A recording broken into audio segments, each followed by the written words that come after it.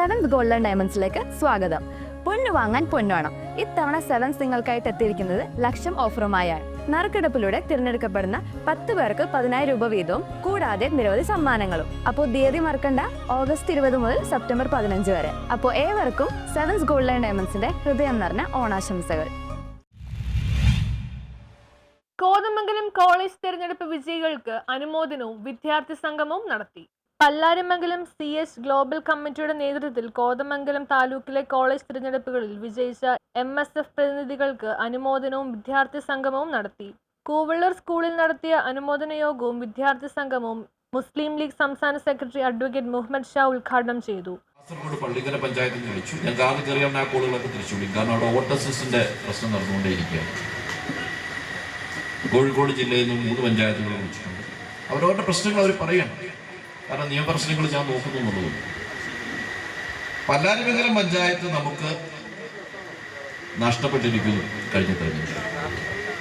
അതൊരു ചെറിയ നഷ്ടമല്ല. മുസ്ലിം ലീഗിന്റെ തെക്കൻ കേരളത്തിന്റെ ഇസ്സത്ത് നഷ്ടപ്പെട്ടിരിക്കുന്നു. അത് തിരിച്ചു പിടിക്കുക എന്നത് മാത്രമാണ്. തിരിച്ചു പിടിക്കുക, പാർട്ടിയുടെ ശക്തമാക്കുക.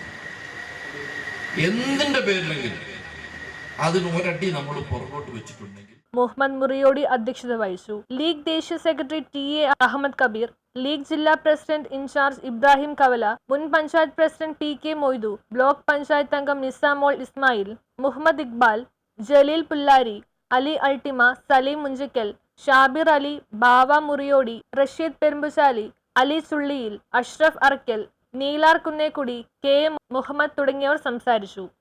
10 പുസ്തകം മതി തുടങ്ങാൻ. അല്ലാതെ ഇപ്പോ 1000 പുസ്തകം 100 പുസ്തകം വേണ്ട. ഒരു 10 പുസ്തകമെങ്കിലും നമ്മുടെ വീട്ടിലുണ്ട് എന്ന് നിങ്ങൾ ഉറപ്പുവരുത്തും. നിങ്ങളുടെ കുടുംബ ബജറ്റിലെ ഒരു ഭാഗം പുസ്തകങ്ങൾക്ക് വേണ്ടി മാറ്റിവെക്കണം. നന്നായി വായിക്കണം. News bureau, Kothamangalam.